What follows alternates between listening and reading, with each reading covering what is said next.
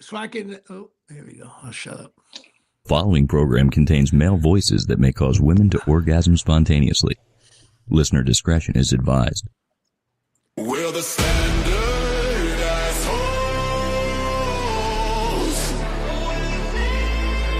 We're the standard assholes. We're the standard assholes. StandardAssholes.com.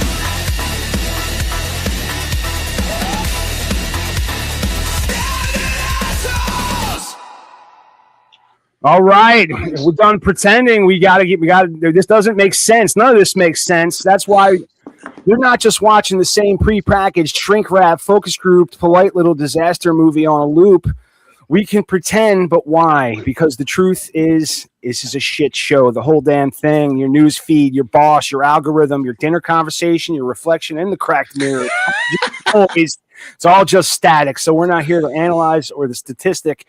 We're not, or to analyze the static. We're not here to give you solutions. We're not here to solve your problems. We're not even here to be nice. Was somebody not here but when I started? Yeah, Did I start without Colin? Fuck, dude. I'm sorry. No, that's my fault. That's my fault. I saw the roundup and I was like, let's fucking go. And I that's how I was like, wow, he's just getting rid of people. That's kind of cool. No, no, I like to collect people. It's what I like to get more people now. There's a lot of assholes in this area, so there should be 10,000 people on this podcast. You're not wrong. You would think. So now the reason you might be asking yourself some questions, Jimmy, like how come you change? There's a completely different show that you do. Well, you do another podcast, I assume. Yeah, and well, this was all one podcast at one time. It was all, but Big Daddy can't, the man whore, can't join us until 10 o'clock. Okay. Because so instead of having one shitty podcast, you have two shitty ones now. Well, we have yes, yeah, no. Instead of having one really good podcast, we have two shitty ones. We like to make sure that the black guy is on 3/5 of a podcast. That's right. He can. And of course, he's got shitty audio too, so that makes sense. It makes sense, but and he's from South Jersey as well, right? No, the rest of these gentlemen are so Colin is in Virginia. Is he in Virginia or West Virginia? Virginia. Virginia. Yeah, that's South Jersey as well. Why don't we call that East Virginia? I was thinking about this last night. I'm not letting the South Jersey jokes go. You know that, Matty, right? Listen, man. Okay, South Jersey.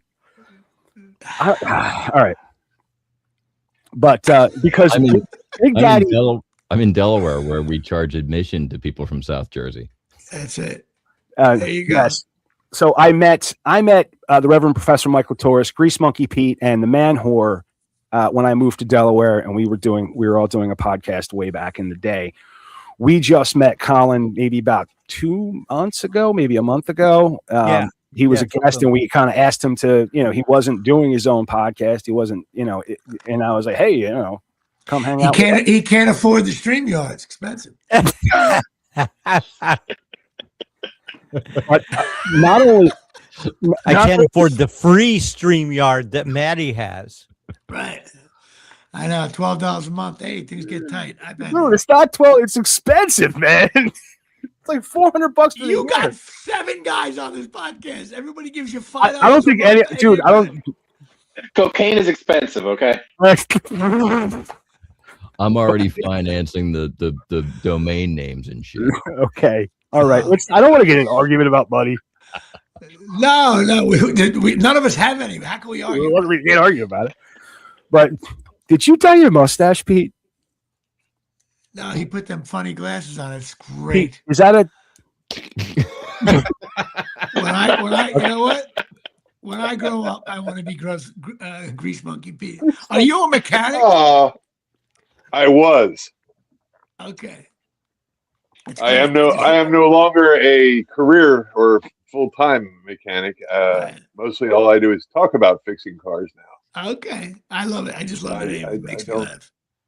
I had to put that career down. It's not like no one's driving cars anymore. No one needs their car fixed. I get it. I had a funeral home. Put it I let down that like go a- too. No one Put it dies. down anymore. like Oh no. I was just prohibited from rolling around on the ground or leaning over fenders for extended period of time via the large amount of hardware in my back. Okay. Grease Monkey Pete, is newly. How I made my way to this podcast. Yeah. Did you say you were prohibited from bending over and? He did. I thought maybe they made you pee in the cup. I don't want to just gloss right over that fact.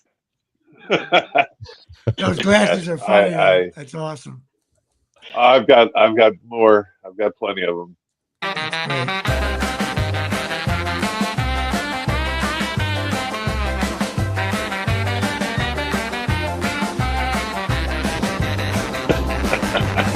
He fixed a Chevy and he bored you to tears. The greatest mechanic we've seen in years. Old Guzzer is a monkey Pete. He's a legend, don't you know? Tune in and watch the unexcitement grow. It's the talk of the town, the one you've gotta know. The Standard A-Holes Podcast Show.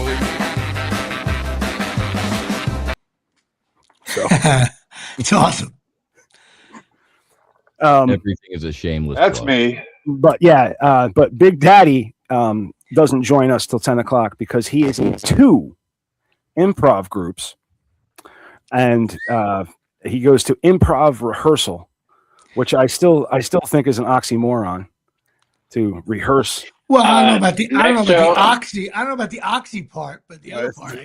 There are definitely morons. Next show is coming up on Saturday, May 9th. You can get your tickets by going to chapelstreet.org or forgetfulsquirrels.com for tickets and times. And the Fearless Improv, our next show is, I don't remember when the fuck that is, but you can go to Steve. What? Hey, wait a minute. You said I roll around on the ground and bend over. You belong to a group that collects nuts. I didn't say that. I said you were prohibited from bending over. Prohibited. Well, but you belong to a group that collects nuts. Did you guys ever had Ned Beatty on this show? That's a funny line. Look it up. Google it at home. It's a Deliverance reference here from the Omni in Atlanta. You guys are vaping, eating. I love this show. This is definitely the Standard Asshole Show. That's what we are now. I'm kind of throwing. I'm going to take a left turn here, and since we have, two professional improvisators, maybe we could get maybe a lesson. God. I'm going to get you a dictionary. I swear.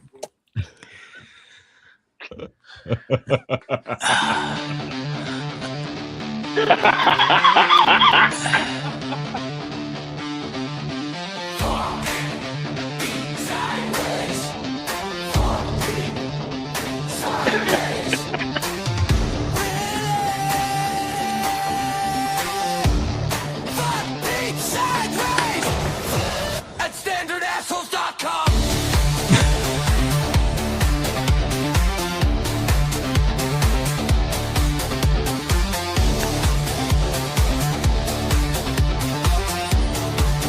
We figured out the other day that Grease Monkey Pete, is in fact the most serenaded member of the show. There are more songs about Pete than about the rest of us. What we do is we use a lot of AI on the show, and we make our own songs with Suno, right? And sometimes we like to be a radio show and just play songs and then make the songs bring up conversations and shit. Right. Well, I'm not really here. Everything I say is AI. So anybody think it's Jimmy Palumbo? No, it's yeah, not. we didn't really book Jimmy Palumbo. We plugged it all. We plugged all of his credits. What the fuck? How do we get the banner? There's only one other person that can put Wait a minute, you got a banner? That's only one other person that can do that. $4 a month, you get the banner.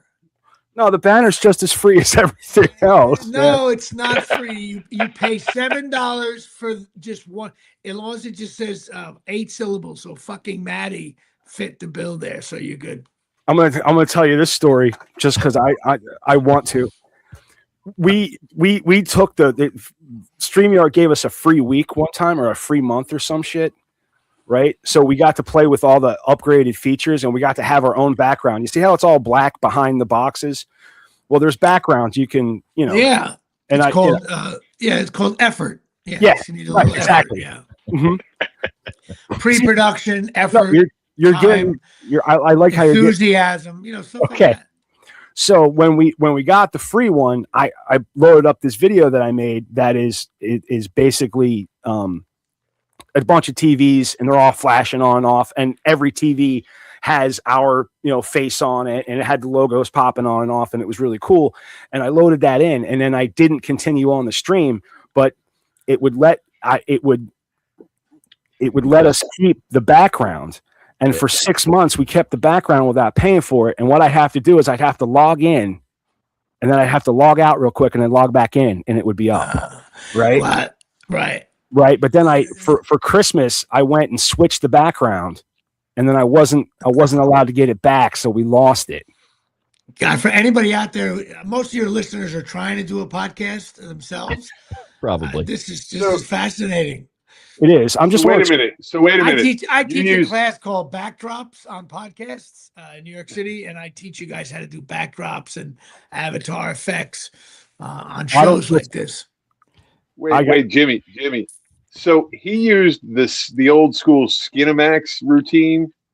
Right. Remember that? You put the 2 channels back. Yep. You put that channel on another channel, or no? I think it was called channel. in my day. It was called Wometco. You remember that? You had to get some box you got. You had to go in between the channels, and you saw one tit. Hey, listen, if you think somebody should give lessons on backgrounds, okay, I think it's these are all Matty Rock Def originals right here. Look out. Okay, that's enough of that. You have to get your big head out of the way, but yeah. Oh yeah. Hey, this is all good stuff. Look at all the comments about the backdrops. And Palumbo wants to talk it over here at the 8th. Maddie, I love you. I'm just for some reason. No, I'm having today. I don't know why. But it's like you're just Jimmy. Listen, I love you. I love you already. Listen, if it wasn't for my buddy Dave Sturcio, who's at Miles 21 Media, I wouldn't know any of this crap. And every show he wants to tape the 2 minutes before my show. I can barely get the shit to work. I can't. So I get it. It's a big pay. It's a lot of time. It's like, listen, there's 7 million podcasts. Only 8 make money.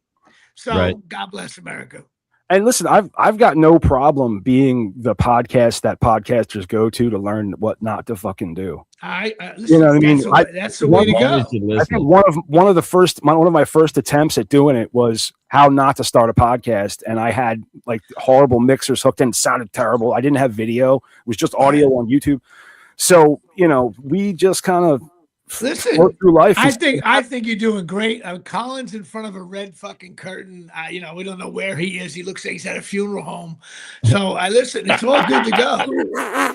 And you got the Reverend there. You can't see the word asshole podcast because he's in front of it. There you go. Move your head. There you go. This is great stuff. Move it to the right or left. Right. And of course you got man whores, got lighting in the corner there. I don't know what's going on there. It looks like he's going to heaven. But he does improv, so I'm with him. Look at that. I think this show is wonderful. You know what's great about the show? The title. The title is just... It tells you what's going on. It's hard to fail when the name of your show is The Standard Asshole. That's just great. Right. We deliver. We deliver on the name.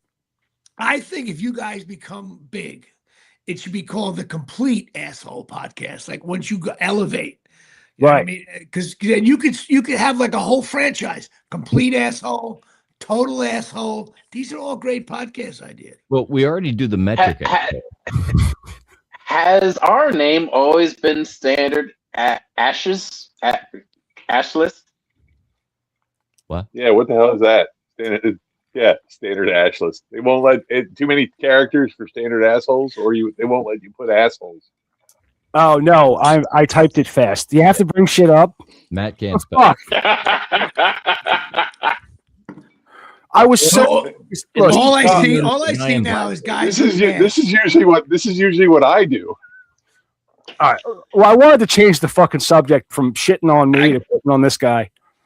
Collins. Oh, no. Let's stay right here. There's gold decided shitting this on is going to you, be but racist.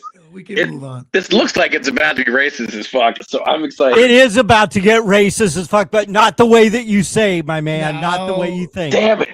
All right, so Crime Insider, Crime of the Week, the Refresh convenience store robbery at gunpoint, 2181 on April 20th, 2026. Now, this says on July 6th, 2025, a robbery occurred at the Refresh convenience store at 100 Chesterfield. An unknown black male suspect entered the store, robbed at gunpoint. While pointing a black firearm with his right hand, the suspect grabbed a bag from the counter, gave it to the clerk, and told her to put the money in it. Now, apparently, this is the suspect.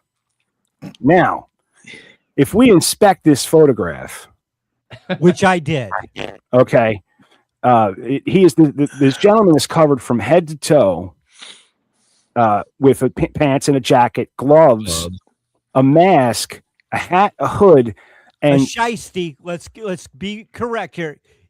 It appears to be a black dude in a shiesty. I don't know what the terminology shiesty is. That the face mask? How come every word just said black gun, black mask, black guy? No, it's relevant. It's relevant. Right? It's relevant. Right, man whore? Is that your official name, man whore? I want to address you properly. Today, last week it was Leak Madik. Okay.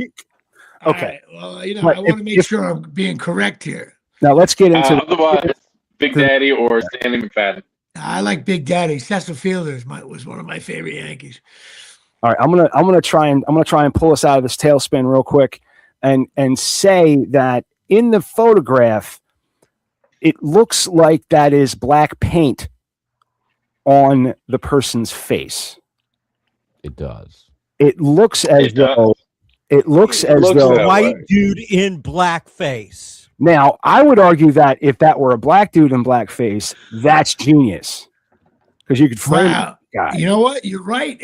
Now that I look closer, it's hard to see on the screen. I get it, but it's you can actually see if you zoom up close on the image, which I did. You can see in the photo on the right. You can see he left a little bit of white. Yes. There. Oh, on the neck. And also, there's another shot from the surveillance camera where his gloves kind of separate a little bit, and you see that pale white skin. That's terrible. Shining through. Well, I said the same thing to Big Daddy. I said, if you paint yourself black, you'll be huge on this podcast. So we know he wasn't. Which is unbelievable. We know he wasn't in the Blue Man. We know he wasn't in the Blue Man Group.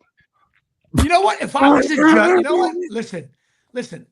I'm as far away from a racist you're ever going to get. But if I was a judge and they catch these guys, whatever, say it's like 2 to 10 years, I would be like, you guys painted your face. Like, I think that's another crime. I really do. Absolutely. Look, like, you know this what? has got to be like, if it's a white guy. If it's a white guy, it's another crime. But if it's a black guy, he gets a couple years off his sentence because that's good. Right.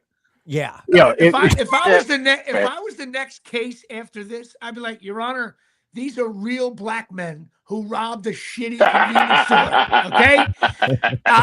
Okay, please have leniency on them. These guys painted them. That's awful, awful. I wrote a book at him. I swear to God.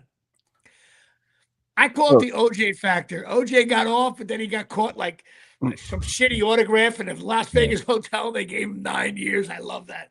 So this is ridiculous. It's what losers these guys are. This is very creative. I give him points for creativity. Your Honor, I move for immediate dismissal. My clients are really black. Yeah, can you imagine?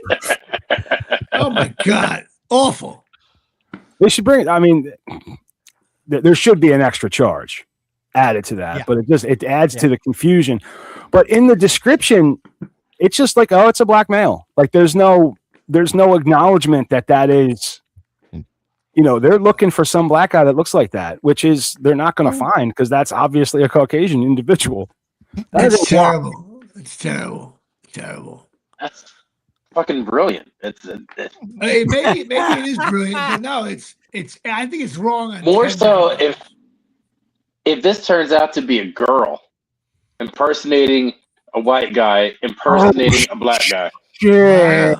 She's just a girl trying to be a dude, trying to be another dude. Let me tell you the most sad thing about. Let me tell you the most sad thing about this whole photograph. There's some marketing guy at Red Bull who's going, dude, we got Red Bull in the background. Look at us. Boom. We got 8 million views on that. Yeah, people are going to see that. And behind the one guy is one of my biggest fans. It is shitty joke day here at Shea. All fans 18 and over. That is clearly a picture from his OnlyFans. That is terrible, though. My God. That takes effort and thought. If I swear to God, if I was a judge, I would be like, dude, that took thought. You got to think about that. Like, hey, let's pay. And it's it's black. It's black. Like, it's like shoe polish. Yeah, it's like shoe polish. Grease paint. I mean, that is so black that a cop would shoot at it. No, I even think that is so dark. It would leave a fingerprint on a pile of shit. It is so dark. Jesus. How dark is it? It's like under the bed. We're talking to an improv genius here. That outfit is so dark that it got pulled over before he even made it out the store. That outfit is so dark. He got hit on by 3 goth girls before he got to the counter. That outfit is so dark. Wow. And he's getting... It's so dark. He already applied for SNAP benefits. What? I said that outfit is so dark, he already applied for SNAP benefits. That guy is so dark, he already got fired from his robbery job. Well, on his day off. German searching is so dark, it lets you check if your relatives were Nazis. Dude, that's Belgium. Hey, I know a buddy of mine lives in my next town over, and he's got a last name is Italian. And one day I was like, you Italian, And he's like, yeah, but he didn't want to talk about it. Like he was like being like, I don't want to talk about it. I'm like, I'm half Irish. I'm just saying you're Italian. Turns out his whole family history, they were like pro Mussolini. Oh. They were like, Jimmy, my whole family was on the wrong side of history. I'm like, wow. Whoops. That's crazy. I tell the story that for the longest time, my father believed that he was related by marriage to Heinrich Himmler. And that was a point of pride in him. So that's terrible. That's terrible. You know what? It's very, listen, I do stand up and, but you know what? Hitler jokes and those jokes are just I don't know. I know this is the asshole show, but there's nothing. But that is rough. I guess there's relatives of people that were shitty. Yeah. But I mean, why? Do you really need to know? I mean, what does it make a difference? You didn't do it, but a new search engine that allows users to search Nazi Party records in order to find out whether their ancestors were card-carrying members has been accessed millions of times since it was launched earlier this month. The huge database has been made available by the German newspaper Die Zeit. In the bid to end silence, born of misplaced shame. According to an editorial from the publication, it is run in conjunction with the archives in Germany and the United States. So I guess it's like if you believe you might be able to find out that they weren't really. So I feel like this is a fun party game. Everybody starts drinking. Belgian roulette. Dude, my birthday party's coming up. It's Belgian roulette. You know what this reminds me of? If you're a Nazi, you have to go to Nuremberg. Can you imagine, like, I don't know, so many years from now, like the great grandkids of OJ, like in a middle school in 8th grade, and somebody just goes, "Hey, man, I Googled like some of your family." I had to do a project on basketball or on football. Yeah, and OJ, your great grandfather was an awesome player, but hey, he had a bad night. Like, I didn't know, like, and you know what I mean? And think about it. You know what we don't think about? We cut grandma's head off. Yeah, but like we know the OJ stuff, but it would be like us talking about a crime in 1951. Right, it's like chapter. So it's like no one's gonna know who OJ, or maybe they will. I doubt it though. And it's like it's almost gonna go like, dude, your great grandfather like shot, killed, strangled, knifed. It's just like, oh my god. I know. Your great grandfather killed a woman and a guy for no reason. You know what I always feel bad about with OJ? I know bought the wrong size gloves. No, the poor guy. The poor guy's a waiter in L.A. I'm about to be shitty right now, but I don't care. And there he is, like, and some hot blonde is hitting on him, and he's like, I can just see him back in the kitchen. That fucking broad is hitting on me. I know. She comes in here, and all of a sudden she says, "Come back to the house." Guys think he's going back to the house and trying to get Brent. He's going to get some pussy. He's going to get killed by OJ. And all of a sudden, a Heisman Trophy winner, one of the best running backs of all time. I want to know what he said right before, like, whoa, no, hang on, OJ. Like, and next thing you know, he's what a terrible thing. I think the last thing he said was, "Please stop." That's very funny. Very, very funny. But, I don't know. To me, it's like, oh, my God. But to me, sadly, the creepiest, I think the worst, I'm going to take this show in a different direction. I think the worst Hollywood African-American story of all time is Bill Cosby. This guy, like, OJ just got mad, grabbed a knife, and killed 2 people. Like, anybody can do that. But Bill Cosby had to like get the pills, put him in a spot on the thing, get the girl back. And where do you even get a fucking Quaalude anymore? Oh my God. I think Bill Cosby. No, seriously, we're asking, where do you get Quaalude? I mean, what we've learned is that they are both really good at stabbing. Well, listen, but would you agree with me though? Like, do you think Bill Cosby I don't think, you know what? I don't think the Cosby Show should, put it this way, I love the Honeymooners, but like, Ralph Cramden didn't bang anybody. That's what a terrible, I mean, I don't know. I think the Bill Cosby thing is worse than the Michael Jackson stuff or any of it. I think it's the worst. I don't know. To me, give me a good old-fashioned serial killer, goes out and just, this is, the Bill Cosby thing is the creepiest thing I've, can't stand him. I'll never. Complete asshole. Do you suppose that there is an American search engine that lets us see if our ancestors were slave owners? Mine weren't. They're from Italy and Ireland. They were slaves in a different way. Yeah. Well, first of all, there was a business in Ramsey, New Jersey, a sign on this little house that had all businesses, and it said the sign just said it said like helping human slavery. I thought to myself, okay, I know there's human slavery in the world, but I thought to myself, somebody opened up a business in the most whitest town of all time. Someone said, "Hey, Dad, what are you gonna do?" I was gonna get maybe a bakery, maybe a liquor store, but you know what? I'm going to open up a human slavery anti-store.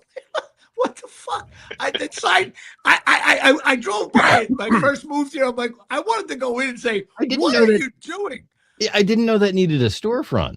He immediately cornered the market. Listen, he had it next thing you know. It was Southern New Jersey, right? Oh, come on. Listen, no, I just the wall, crazy. The wall in the stall was full.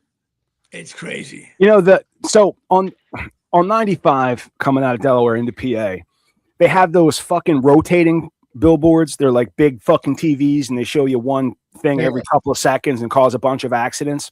Right.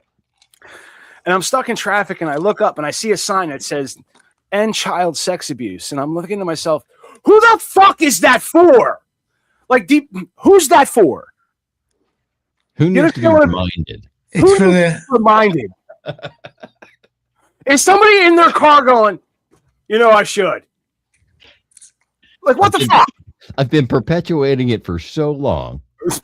You know what? I should turn this car around. First of all, wait a minute. You bring up a whole other topic here. Maybe it's just me. I'm old. What is going on with female teachers banging the kids now? This is a new. I have a theory on this. Where was this when I was in high school? It was the creepy gym teacher jerking off to some kid who was wrestled, and now it's like these hot female teachers who score 35 points a game, and they don't just. It's not just like one time in the closet, in the back of the room. They're like it goes on for years. Like these teachers are proving what I have been saying for years. And that is, high school boys are hot. Well, all right. I have a legitimate theory that I'd like to air. That this is my honest, because this is what happens. These young teachers, because they never go out into the real world. They never go get any other job. They never go do anything else. They go right from one side of academia to another side. They never leave academia. They graduate college, where they had a good time and they were having sex with all the boys, and then they start teaching high school, where they're having, they see everybody having a good time, and without separation, there's not enough of a line. Exactly. There's no that's us and them. You know what? I don't agree. I just think I feel like my theory was better. I feel like my theory is far more accurate. A complete asshole creep, and they're creeps, and they get caught being a creep, and they go to jail for being a creep. Well, yeah, but I'm talking about the women. Yeah, they're creepy. I'm talking about the women, and they are creeps, but a hot creep is what every guy wants. I mean, he gets an A, she gets a D. Well, we got some chiming in. Comment. When I was in middle school, Chicago, a story broke about a mafia boss who got arrested for a body that got found in the back of his car or something like that. And it turns out it was the grandfather of one of her really good friends, and she didn't know. Ooh. That's something. Well, Jimmy left. He's like, fuck this. He hit the wrong button. Yes, I know. Like, yes, a pedo is a pedo, and man or woman, I get that. However, it's perceived differently, and it might be. I might be spelling out the case in general, like why men do. But I feel like guys are taught there's a line. Like you are driven. It is driven into your head when you turn 18. That you're 18 now. Especially if you're dating a 16-year-old girl, it's driven into your head that you're 18 now. You know what I mean? Hey, what happened to... I think what Jimmy did is he turned off his camera, thought he muted his mic, and went and got a drink, and now he's whistling and stuff. That's what it sounds like, yeah. There it is. Wait a minute. How'd you guys get that right? I'm a psychic. We're professional assholes. We're the standard. We're the standard. The standard. Somebody's got to set the standard. Yeah, a creep is a creep. We're moving on. What else you got? Well, there's I think we were commenting on news stories or something. Was it not with the segment? Even though you look like you're frozen. Yeah, it's because I got to teach you guys how to fake like you're listening while you're scrolling online while you're doing the podcast. Because this is what you guys do. This is what you guys do. Blank out. Yep. See, I wear the glasses so that I can close my eyes and sleep. Right. No, I know, but you can't pee in the cup. So God bless America. No, I just find it weird. The only one that can. I find it weird looking into my eyeballs. You know, when I'm on the screen here. Right. Because I've got you guys casted. I'm just in love with I'm in love with the red curtain. That's all I'm gonna say. It's you comics. I feel like the Muppets are gonna come out. I know. Yeah. We'll talk about that in post production. I tried to get staff writer Bill and Rex Cootermore to join us this evening, but apparently I didn't. I actually didn't shoot him the link, so that's probably why he's not here. Oh, I would do it. Yeah, if you don't shoot him the link, shit happens. That's how it fucking goes. I have to beg for the link every week. I know. Just think, if it's my call, you won't get the link in 2 weeks. Come on now. You know what though? That mustache alone, that's at least a 6-month contract on this show. No doubt about it. You know, people do ask me quite often. They go, "Why the fuck is Pete there? Like, what's Pete for?" What do you mean? And that's terrible. And I got a question for Pete though. Go ahead. I see your beard. You know, the ZZ Top thing, but like when you get like drunk and you eat, right? It must get all in the beard. You have to clean that, right? Oh yeah, no. Do you shampoo that? You have to shampoo that, right? Shampoo it, condition it, straighten it. Yeah, I do all the things. Are you married? No. All right. If anybody wants to, I am a confirmed. I know the beard kind of tingles, you know, what you got to do, but that may. I'm just curious how that works. Yes, so you have to groom that, clean it, shave it. He actually has a whole separate set of miniature grooming tools. It looks like there's a tiny woman that lives in his house with all the curling irons. You know what's weird? Irons and shit. I feel bad. I'm the only clean-shaven person on this show. We got Burl Ives. We got ZZ Top. we got Uncle Remus from Zippity Burl. Wait. Did you just call Matt? The guy with the mustache. Did you just call Matt Burl Ives? That's the first Burl Ives I've ever gotten. That's fantastic. Silver and gold. Burl lived here in Arden for a good while. Rudolph with right around the corner from you, Matt. Right. Won't you guide my sleigh? You should make a killing during Christmas, bro. Go to the mall. No, I actually do really like just crass Santa Claus bits. We have them up there. We have a Christmas special that we do every year. You know the best part, if you get to be a shitty Santa Claus, you can have children sit on your lap for free. That's not. My favorite are the especially if you become a high school references. teacher. First of all, you guys are not going to believe this, but what I'm about to say is completely different than.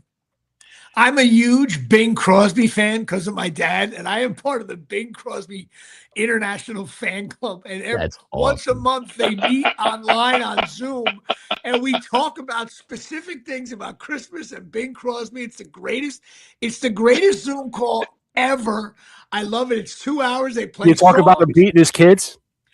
No, he didn't. He didn't beat his kids. I did a deep dive on that. He didn't at all. The guy, he was on heroin and drugs. And they offered him like $100,000 to write a book, so he wrote it. And then he realized, well, I'm sober now. Stop! And he called all his sisters and brothers. And I'm so sorry. And the guy ruined the guy's reputation. Crazy. Listen, Bing was a decent guy. You know what Bing did? If you did something wrong, he gave you shit. Well, that's a decent parent, if you ask me. Yeah. I was just my son is on the autism spectrum, and he's 23. But just your son, or is it? Just you? No, well, both of us. But we have conversations like, who's your favorite Looney Tunes character?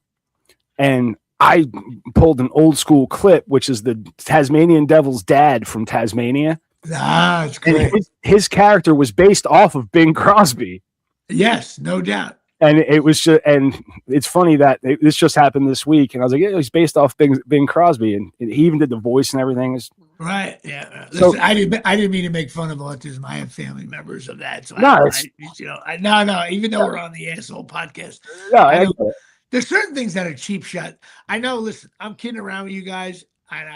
Listen, man, I knew it was going to be a good time with you on the phone when we were. I know. You know what it is? It's the cheap shot. I hate the cheap shot. You know what I mean? No, you don't. You fucking love the cheap shot. You come every fucking time. Well, you are different. Like your shitty podcast production company there, you do. That's different. That's a legitimate shot. Oh.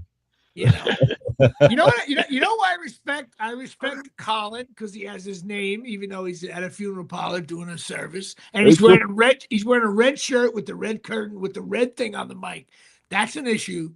The clitoris joke, Professor Mike. I mean, I get it. We've been doing it for 7 years, man. I know. And man, whore. I really want to see who you are. At least I know. I hope your name is Pete. Is your name Pete? My name is Pete. You got that right. And Maddie, Rock Deaf. Is that your last name? No, it's not my real last name. My real last name is Sanizak.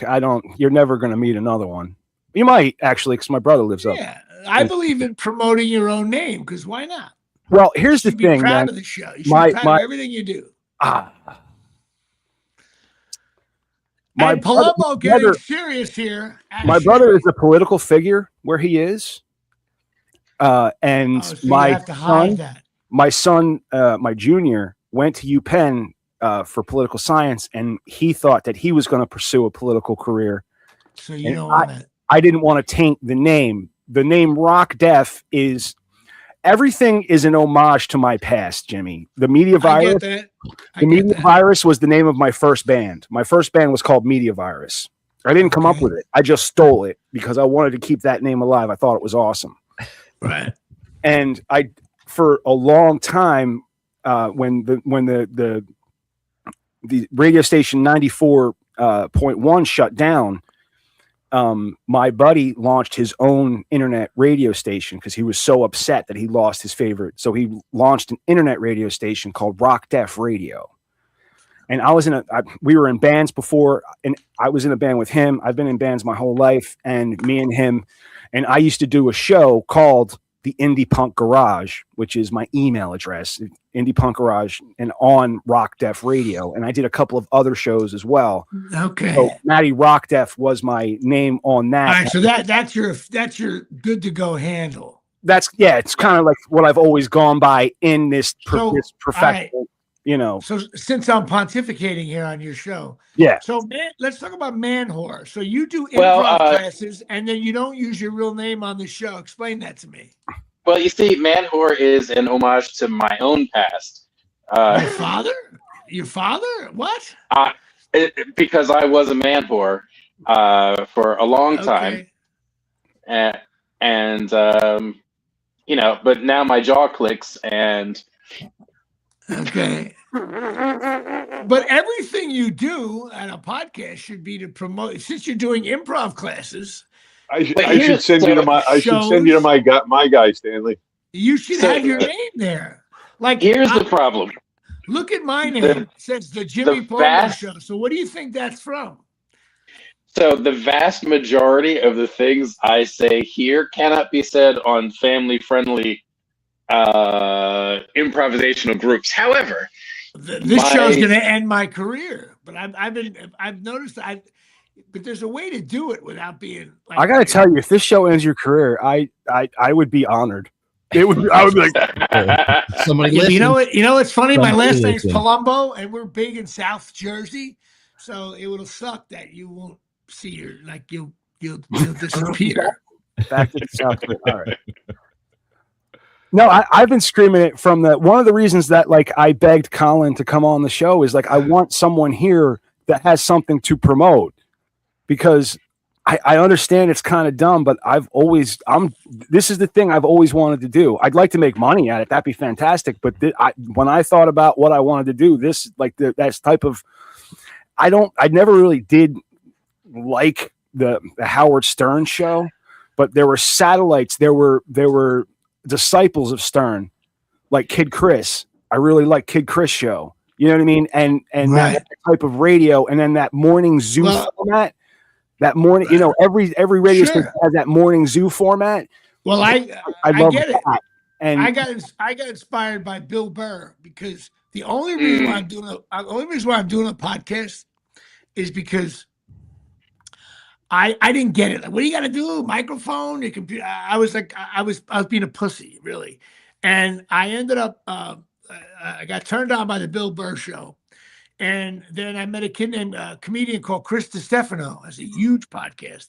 Yep. And I met him on a set of an HBO show, the Michael Che show. We shot some cool, funny shit from the very funny sketch because Michael Che, because he's black, gets away with stuff that is so fucking great that I could never do. And it's great though. And hanging out, Chris DiStefano said to me, yeah, this is a drag. I got some podcasts. I got my I'm like, dude, you're working on an HBO show today. Relax. You're a comedian. You're on HBO. This is cool. He goes, nah, man. He looks at me. He goes, I'm making like $200,000 a month on my podcast. And I said, excuse me? He goes, yeah, I'm on Patreon. I got like, I don't know, 100,000 people sending me $3 a month. I said, excuse me? Like, what? And then I was like, in my head, I'm like, and 3 days later, I'm working on a movie with Bill Burr. And I was like, oh my God, I'm meeting Bill Burr. I think he's one of the best comedians out there. He's fantastic.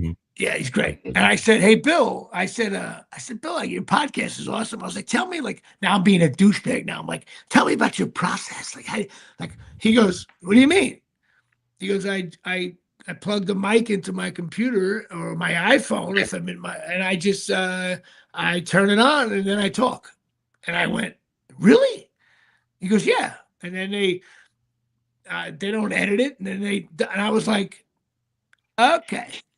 So literally a week later, I put on Facebook, I'm going to be doing a podcast. Didn't even know where I was going to do it. And sure as shit, a kid that lives near my hometown, they had just started a podcast company and they knew me of me. And he sent me a message, Jimmy, we'd love to have you. 2 days later, I turned the mic on at his studios and I'm doing a podcast. So I love it that you get, it's great that you get influenced by someone. It don't matter where it is. You learn by doing these shows how great, listen, you can bash. There's no difference between Howard Stern and Hannity. They're the same thing. No, these people go on the air every day. Rush Limbaugh, Howard Stern, they go on the air. Forget about what they do or what they're left or right. That's bullshit. Who cares? They go on the air and you realize, have you ever, like, when first time I had a guest on my show, I thought, oh, I'm going to be really good at this. No, it's so tough. It's brutal. Hard. You ask the standard question like, hey, so how is it? You suck. And Howard is probably the best thing he does is his interviews. And even Rush Limbaugh, you can mock him out forever, right? There's I love Rush. Views. I love but Rush. Rush knew, hey, this is my audience. And I'm going to ram it down. I don't personally believe any of it. I think Hannity, when he goes home with a glass of wine with his wife or whatever he's doing, I don't think he believes half the shit they say. But you know what? They're professional broadcasters and performers. It's info newstainment. Yeah. And they go right for it. And I respect it. People are mocking out Howard Stern now, not me. He made $7 billion before. He was the number one in every market he's ever been in. Now he's 70 years old. He pioneered a genre. I think that, he literally pioneered, Well, he didn't pioneer anything. That's Imus. He didn't, but he hated Imus. Oh my God. Stern didn't pioneer anything. But Stern just was great at it. That's like saying Michael Jordan. He may have perfected it. He perfected it. Yeah. The brilliance of this. Yeah, the brilliance of the Stern interview was his ability to ask a question and then just be quiet. Right. Yeah. Have you ever heard the Howard Stern interview with Paul McCartney? Mm-hmm. That's a good one. Two things occurred in that interview. Number one, he kind of admitted that they were all fooling around with Yoko, by the way. Listen to it again. And then he talked about, remember that album that came out called Number One, the Beatles, all their number one hits. Yeah. And he talked about it took months to do that because they had to get, at the time, 4 signatures: Yoko, Ringo, George, and Paul. And an agent told Paul McCartney, hey, we got to get this right because we believe, now listen to what I'm about to say, we believe that this album will be available forever. Think about that. Is anybody buying Emerson, Lake and Palmer albums right now? No. They believe that album, number one hits, will be available forever. And then they asked her about Yoko, and he said, hey, I'm friendly with Yoko, but she's part of my empire. And anything we do with the Beatles, she has to sign off on it. So you could totally get that is he buddy? It was just the fact that he admitted all that was so cool. Yeah. And then he talked about how his first wife's father was a big shot. Not Hearst. What the hell was the name? I can't think of the name right now. He didn't buy it. He didn't care about it. He thought rock and roll was nonsense. And he looked at him and said, hey boy, if you're gonna be involved in your business, you should invest in it. And he invested $7 million. That's all he had in a music catalog. Okay. That had like Irving Berlin songs. He owns Happy Birthday. Right. Yes. And I met the guy who owned that. It's another story, I'll tell you. And so Howard Stern was like, wow, 1978, $7 million, all he had. And Howard said, well, how much is it worth now? And Paul McCartney goes, my people tell me that it's they can't put a dollar figure on it. Could you imagine this not poor being able bastard? To count your money. So Paul McCartney, that's why I love him. He went all in. He invested. He was worth $7 million. And he invested $7 million in some music catalog that had standards in it that get recorded all the time. So I give guys but Howard Stern got all that shit out of him. Yeah. And he gets other stuff out of him. He's do I like all his stuff? The tits and ass stuff? No. No, but then of course his show is going downhill. And somebody walked into his studios with Norm Macdonald, and his name is Artie Lang. Yeah. And Artie Lang scored 45 points a game for Howard Stern. Yes, to where did. Howard should have fired Artie. He should have called human resources. I'm about to say something shitty, but I don't care. But he didn't because he was scoring 45 points a game. Just like Bill Parcells. I didn't realize Lawrence Taylor was doing coke. I didn't realize. Yeah, right, Bill. Hey, Bill, you had the best player in the league. You knew he was a piece of garbage off the field. Lawrence Taylor's my favorite athlete of all time. Oh yeah, off the field, he was no good. And so you turned an eye, and so did Howard Stern with Artie. He should have said, Artie, don't come in tomorrow. You're a mess, but he didn't. But you got to give Howard Stern. Because he was a mess that was getting laughs. Yeah, well, Artie was good at what he did. But the bottom line is guys like Howard Stearns and Rush Limbaugh and these guys, Hannity, they're awesome at what they do, man. If you're sitting on the couch and you hate Hannity watching him, he's got it. You don't care if you love he doesn't care if you love him or hate him as long as you watch him. And that's how we are. We don't care if you love us or hate us as long as you watch us. Nobody's watching. I'm just hanging out with 5 guys talking shit. Pretty much. We have 4 people watching, and that's a record for us. Listen, and I hope if I don't get all 4 of those to sign up for the Jimmy Palumbo show, I'll be pissed. And I want 3 of the 4 people to go to Big Daddy Man Horse Show improv show. You're 75% of the audience. And listen, if your transmission goes, don't you mean 3 of the 5 people that go to the Man Horse Show? 3 out of 4, 3 out of 5, tomato. 3/5. So thanks for explaining the joke, Pete. Well, y'all didn't get it. No, we got it. We were trying to keep moving. Hey, Colin, how do you feel about your red shirt and the red curtain? That's all I want to hear about. I just grabbed whatever jacket was comfortable tonight. Right. Colin's wife commented a while ago that he keeps the curtain up because you never know what's going to pop out of it. Yeah.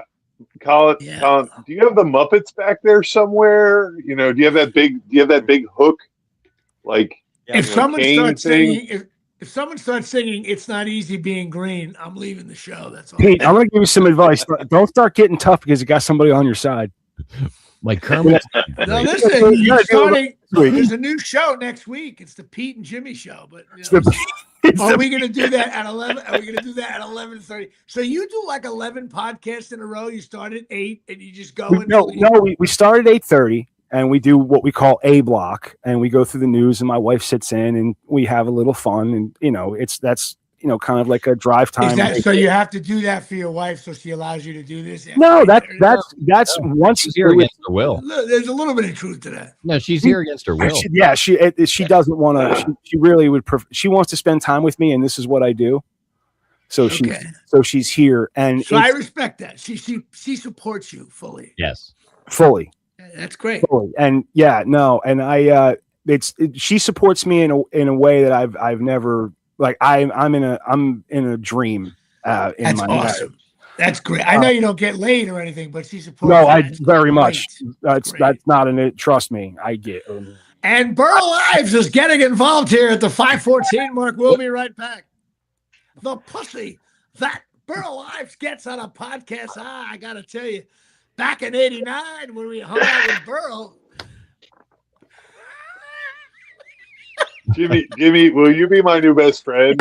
So, funny enough, I can just sit back and watch you take shots at Matt. But he's the only one I talked to before I did the show. Even though I sent him 7 emails, he got back to me once. It was no, I know it's email. It's tough because you got to log in. You click the button, and the email comes up. I get it. You got to read. You got to remember your password. You got the part. You got to type. I've been there. Sound it out. I just want everybody to have their regular names. Man, Hoy, put your name up there. Nothing's going. We haven't said anything that's not just ball breaking. We covered OJ. We didn't say anything about that. We covered 2 guys painted black. I could have done. There's a lot of jokes we could have done there. We didn't do that. Covered finding out if your relatives are Nazis. I have said some pretty wild shit over the years. I was going to say that there was. Listen, hey, bro. By the way, once you go online, it's forever. You know that. Yeah. If you ever run for mayor of whatever asshole town you live in, this could come back and bite you in the ass. But I'll save you. And what's funny is this isn't even the one I'm worried about. It's the dungeon. There's another show called the Standard Dungeon Podcast. No. We all met on a podcast that was filthy. Wow, you just took a breath there. That makes me very nervous. Yeah, it was filthy for the sake of being filthy, and I came in late to the game, and it was COVID shut it down. We were doing it every week, and then COVID hit, and COVID was very polarizing among the crew.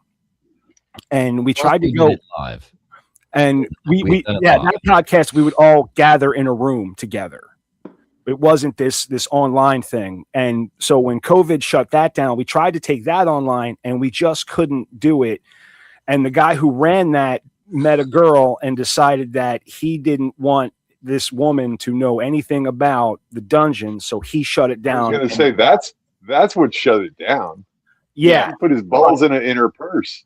Right. Let's not. I don't want to shit on people, Pete. No, I think you made the right point. Well, I don't know the dude, but what a pussy. All right. Okay, I'm sorry. No, but you know what? Maybe I'm sorry. I mean, it better. No, we do. No. Don't say anything. I haven't said anything that I wouldn't bust balls in front of my family. But if you're doing a show called The Dungeon, yeah. You know, the Knicks want to talk it over. And it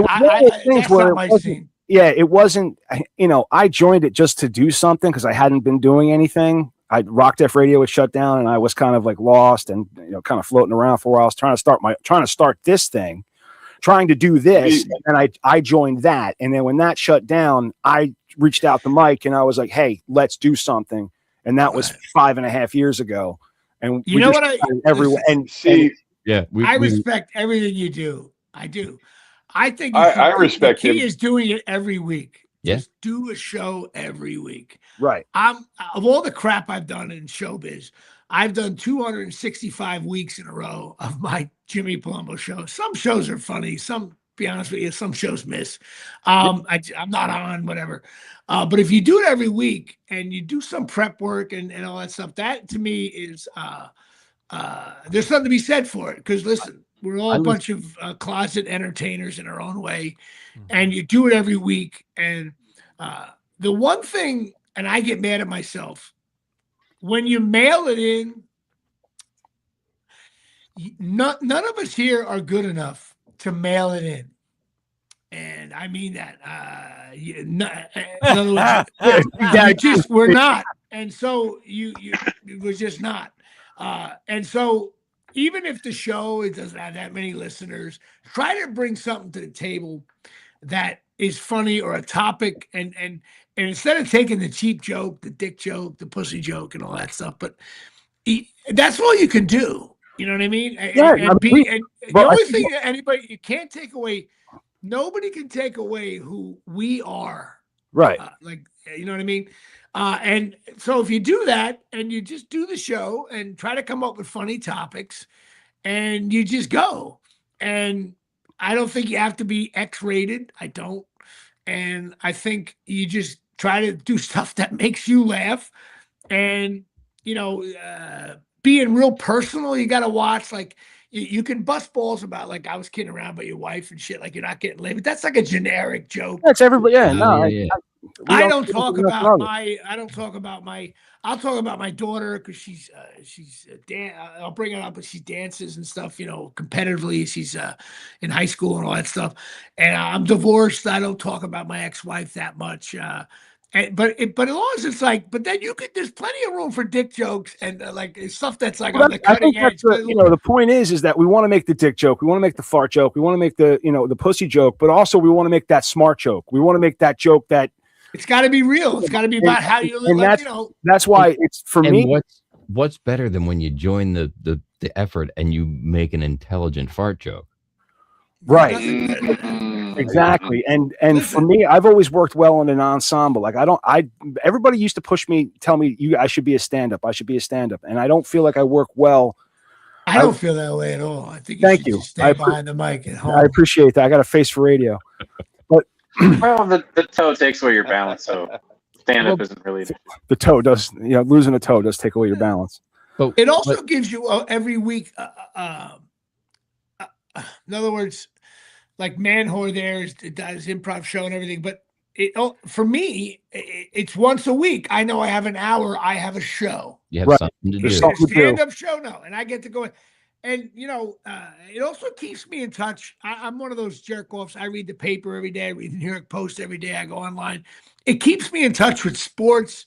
I find myself reading like Deadline.com, and I see an article about something, and I'll be like, oh my God, I can talk about it in the show. That's weird. Like, blah, blah. Yeah. I stay away from politics.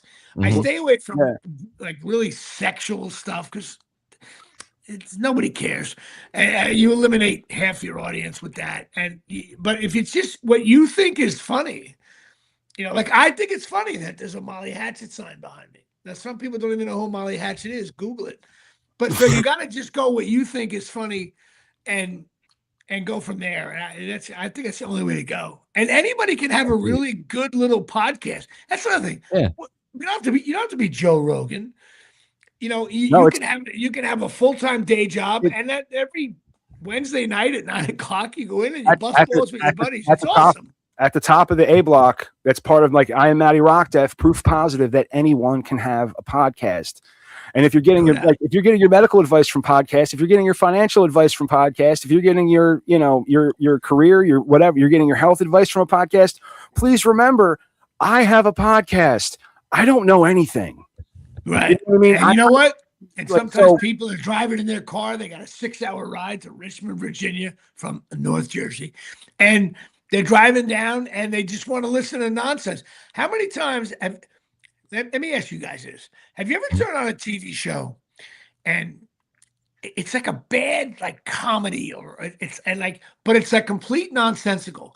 And all day long, CNN, Fox News, Iran war, Trump, Biden, douchebag, everybody's and all of a sudden you just want to watch something that is mindless. Dumb. It's like and inside you go, what a terrible show this is. But you giggle and you're like, I can't believe I giggled at that. There's a place for that in I believe in podcasts, because there's some serious podcasts out there. Yeah, there's some heavy stuff, man. But you know what? You're driving, you got a 6-hour ride, your kids are sleeping, your wife's half asleep, you got your one AirPod on, you're like, I'm gonna listen to a bunch of 5 assholes talking about nothing. Jimmy, I've got a friend who has a podcast, and her business, she is a death doula. And her entire podcast is talking about her work, helping people through that very last stage of life. Yep. Which you need podcasts with 5 assholes sitting around breaking balls. Right. And it's not always going to be funny. I mean, I'm always funny, but you guys struggle with that. But it doesn't. Look, you don't talk that way about me and my red curtain. No, that's it. I will not. I got my red curtain here. You know what? I may come on the show next week just to see how everybody changes their shirts, their lighting, the background. You won't. The only thing I'll change is the name. I'm trying to figure out why am I still on the show right now? But you know what? I'm just hanging out, having a great time. You have an open invitation to every Standard Assholes taping. You know what? Send me a link every week. If I pop in. Yeah, that's how it's going to work, and that's how it works. Should probably try. We should probably try to come up with a segment like where, I don't know. So I pop in and have like one train of thought. It see if it works. And you guys can mock me out and give me shit. That is exactly what we would like. Okay. That is we have already shallow thoughts with Jimmy Palumbo. Shallow thoughts with Jimmy. No, you do whatever. I'll think of something like you know what? Maybe what annoys me. What is that all about? I tend to. There's totally. You're gonna be our Mickey Rooney. When I do stand up, I get like there's certain things like my whole stand up philosophy is things that I see. And I'm like, it's almost like, why is that? Pete. So Pete's pet peeves. I was going to say, we used to do Pete's pet peeves. And I had one. Pet peeve, yeah. I forget what mine was. I think vaping during the show is inappropriate, but that's okay. Okay, Professor, you're supposed to acknowledge it. You wait. As he's blowing vape out of his nose, he's like, "What?" Yeah, no, I what? I don't know what you're talking about. It's not appropriate. However, our age group, it's not that big of a deal. I mean, with a name like Standard Ashless. Yeah. Listen, he's vaping. I'm having a vodka tonic. What can I tell you?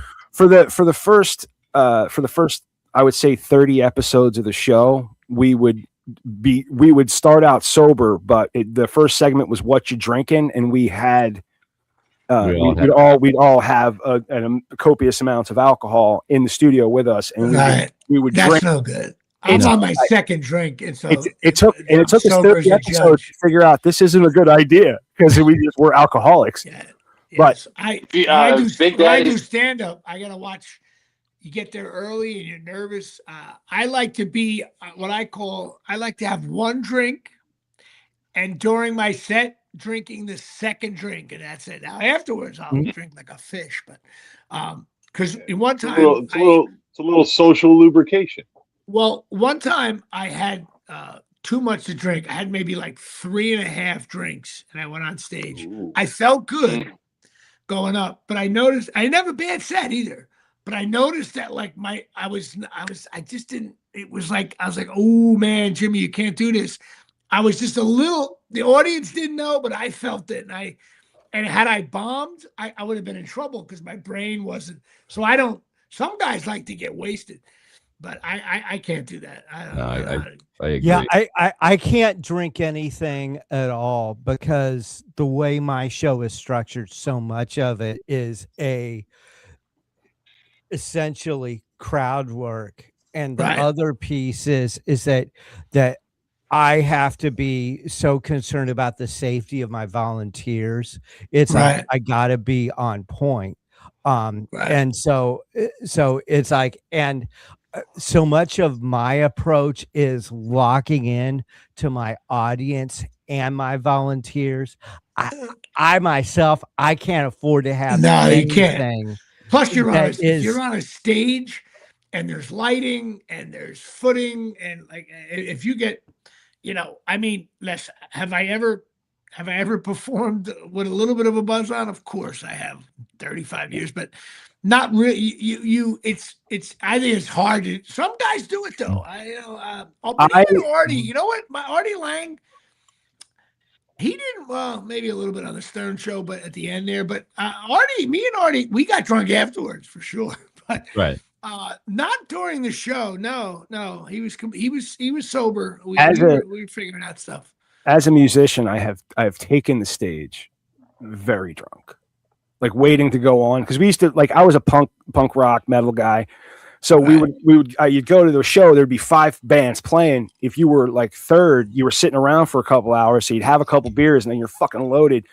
My guitar player's fallen off the stage. I've had horrible experiences on stage but I wanted to tell the story of the one time I ever went to an open mic comedy club. And at the time I weighed 400 pounds.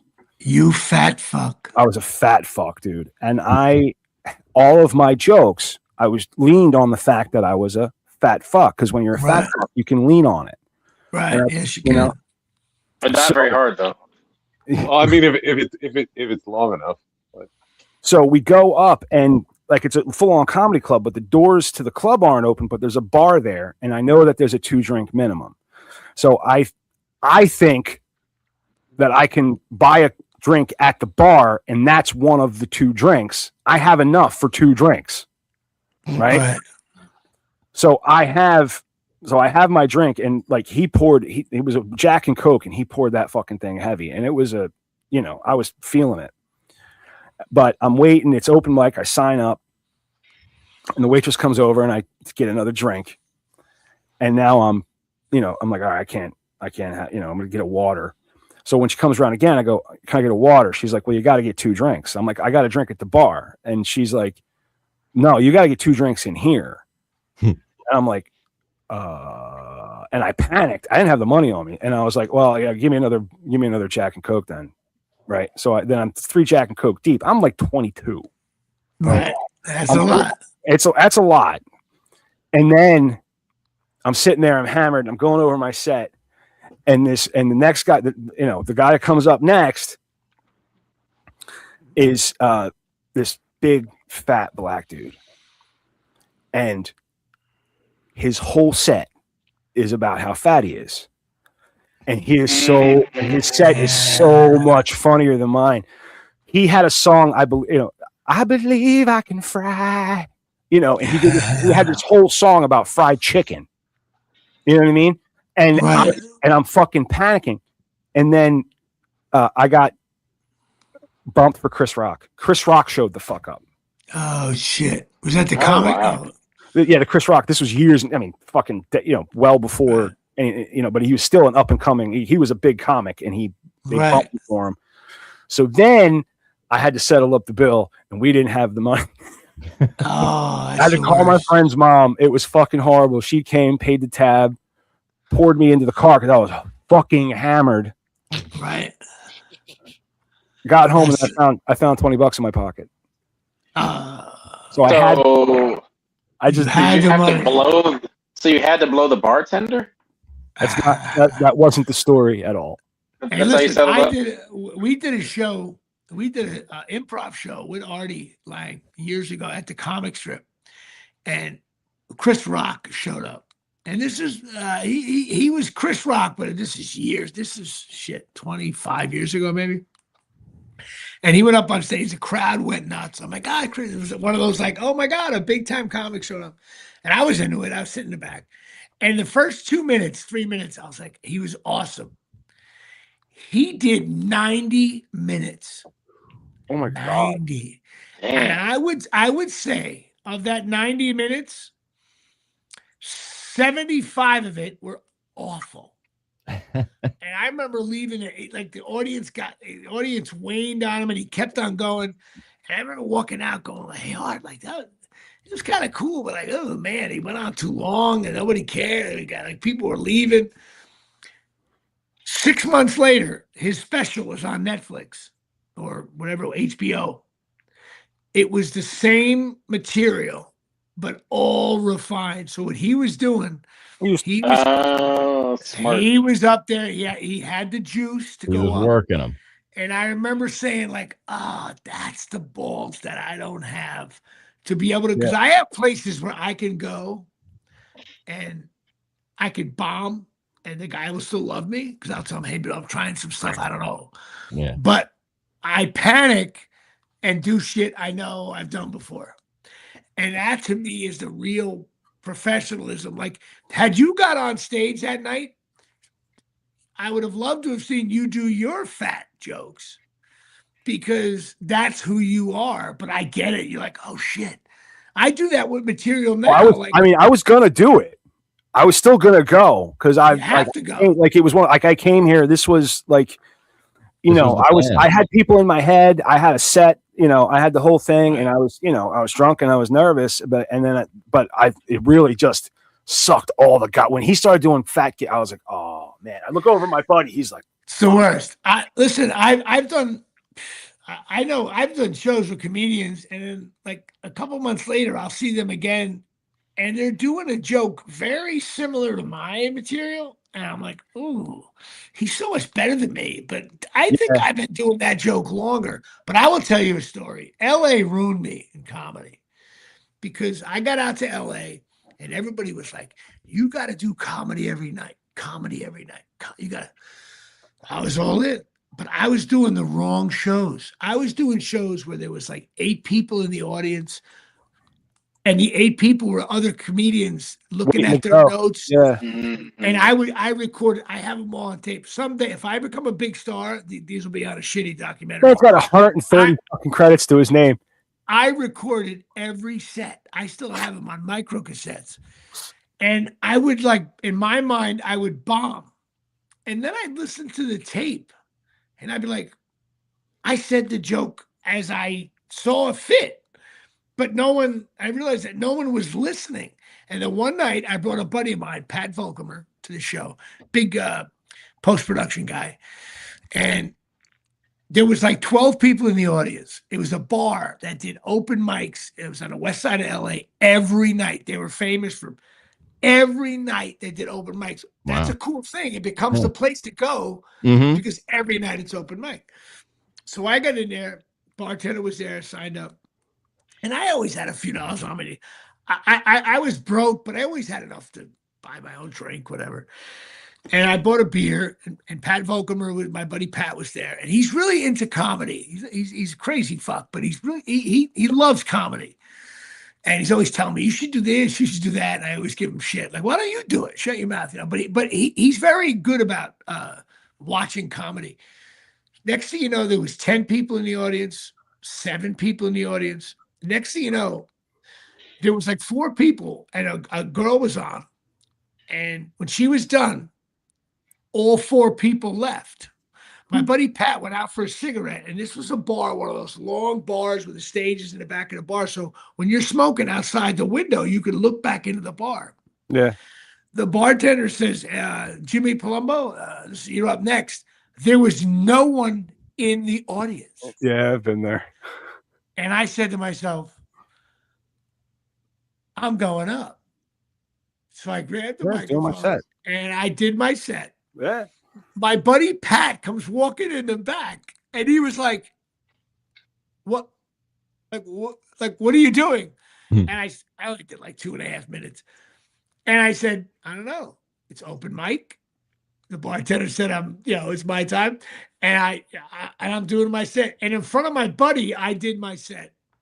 The bartender was like, dude, you're a badass. I can't believe you just did that. Like, there's nobody here. I'm like, you know what? I had to get the words out of my mouth. I said, yeah, man, get on stage and do it, man. I mean, but but stand-up comedy, and I get in arguments with these people all the time.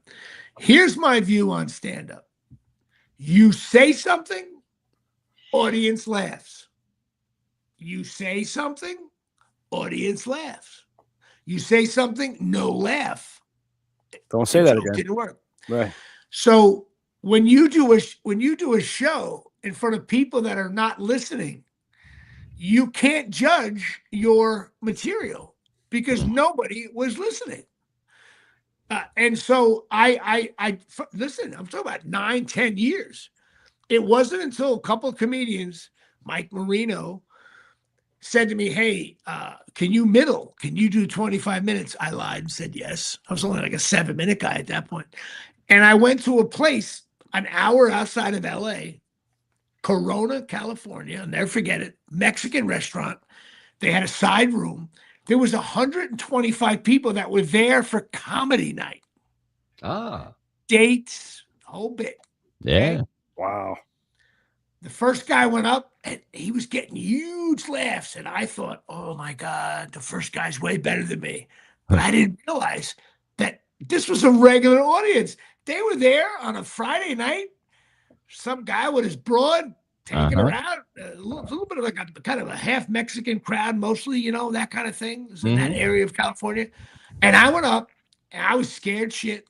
And I did my set. And I started to get real laughs. And that's when I realized that's because they're listening. They want fun. Now, was every joke great? No, of course not. But they were listening. They were along for the ride. And then, of course, Mike Marino went up and he killed. And I was like, I learned that lesson. I'm like, oh, man, like I did this all wrong. I spent years doing shows because everybody said, do it every night. Do the push-ups. No, you cannot do comedy if people aren't listening. Sorry. You just can't. You can do jazz. You can do jazz music and no one's listening. One guy in the back could be going like bob in his head. Comedy? No, you can't. If the sound system, someone said, yeah, I did comedy, the sound system was bad. I'm like, yeah, but no one can hear you if they can't hear the joke. Yeah. So I goofed on that. To this day, I would have been a much better comic had I just done shows where people were there to laugh, So anyway, having a receptive audience is I guess the hardest part of comedy is getting not just the people that are there to laugh, but the people that are there to get, where you build your own crowd, where you're not going to do a comedy place where comedy is done. People are coming to see you at a place where comedy is done type of, Right. Well, that if someone's coming to me, there's two kinds of headliners. There's headliners who can do 45 minutes. And then there's headliners when you put your name on the billboard, people buy tickets. Right. Two very, very distinct headliners. No, totally. Like nothing against Artie Lang, but he started to do really well in stand-up because he was the guy in Howard Stern. You got to see him live. Right. I know headliners that are I hire headliners that are killer. Nobody knows who they are. Nobody. And after the show, nobody cares about it. But let me tell you something. When they're on stage, that audience laughs for 45 minutes. You could get them booked on our show, and then nobody will see them. I can. There. Yeah. I can send you guys a bunch of comics. There you go. I have like 10. I use them all the time. I rotate them every other weekend. I got a show. Sometimes I can't even do the show myself. You headline. Sometimes I do a co-headline. That's my newest thing. Because sometimes I'm like, 45 minutes, 50 minutes. Sometimes I run out of gas, So me and my buddy Ryan Maher, awesome, Maher, look him up. He's a great comedian. So I'll say, you know what, dude? I want to do like 30, 35. So I'm going to do 30, 35. You do 30, 35. Let's get some asshole to open up. And we'll pay him $100. He's a rookie or whatever. Mm-hmm. And we go. And he loves that. And if I can't make it, God forbid, or I'm he's late. I can headline it. We can switch it. And I hired a woman. I'm going to talk about her now. It's because I have no skin in the game. I hired a guy named Tommy Gooch and Sue Golden last week for a show for the Ramsey kids softball team, Ramsey High, New Jersey, and North Jersey. And this girl, I went on first. I hosted because I had done 5 years in a row. They're sick of my shit. I hosted, mocked out the town a little bit. I brought this lady, Sue Golden, on from Staten Island. Dude, she fucking killed. She killed it. She killed it. And then Tommy Gooch went up and he killed it. And I laughed. I'm like, these are two people that no one in the audience knew who the hell they were. And they walked out of there laughing. They bought the guys T-shirts. It was awesome. And so there's so many great comedians out there that nobody knows. Nobody knows. And it's this. I think it's the same for a lot of entertainment folks, actors, and musicians. There's a lot of great people out there who are making a living and doing the thing, but they're not getting famous, or maybe they do have some notoriety, but you maybe don't know. You don't know, right?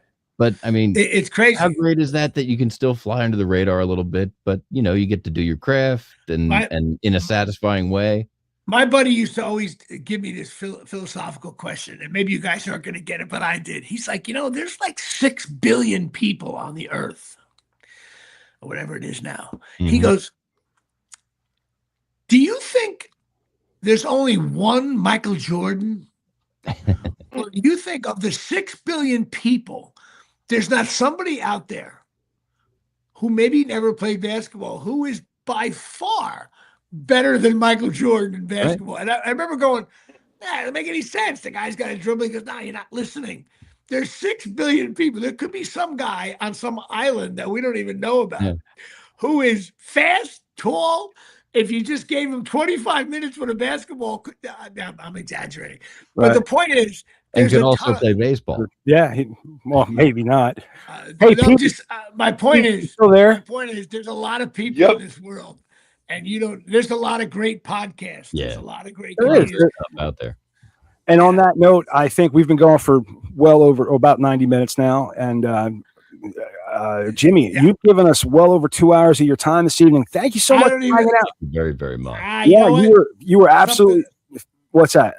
No, it was fun to do. Listen, you caught me on a good night. I had nothing going on. That's fantastic. I just want to have some fun with you guys. That's we appreciate it. Listen, I appreciate you putting me on. Jimmy Palumbo show. Check it out. Yeah, check out the Jimmy Palumbo show. I already subbed to you, Jimmy. Yeah. I think I subscribed this morning. I checked out a few episodes while I was at work today. Good stuff. Yeah, absolutely. And if you guys are into wrestling, my co-host, professional wrestling, my co-host has a whole cool thing with that. And he's doing a show. I know you guys are, I don't know who's by Delaware there, but he does a really cool thing on the Jersey Shore in July. It's like this wrestling thing right on the beach at Point Pleasant. It's so awesome. It's minor league of professional wrestling, but dude, and I hate professional wrestling. It's not my thing. I go to support him. I was like, this is so much fun. Yeah. People diving all over the place, jumping from the third row. I'm telling you, if anybody's near the Jersey, and I'm not just plugging it because he's a buddy of mine now, and he's a colleague though, and it's a cool thing. So that's all I got. And that brother's got pipes. God bless America. He definitely has some pipes. I listened to your 264 today. Oh, he's got a booming voice. Oh, no question. Yep. All right. Well, on that note, you can also check out Colin out at Haha Hypno, Man Whores, Forgetful Squirrels, whatever that. Pete, you can find him under the bridge, $15 a man, and that is all we've got. Doesn't really sound as cool to say you're a metric asshole instead of saying you're a standard asshole. It's all about behind the red curtain. I wonder if we can get the donation. If you want to buy standard assholes, I'll change the name of the podcast right now. Who gave me the balloon? Look at that. We will break away from the Media Virus podcast. C Block will become called standard assholes? I don't know, but the logo has to be a big asterisk in a circle. It reminds me of every Rutgers song.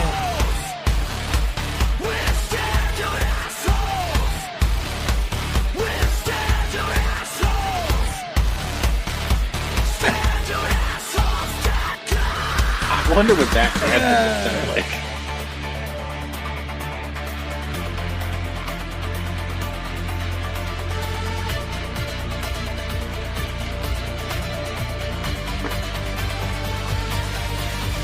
You're welcome.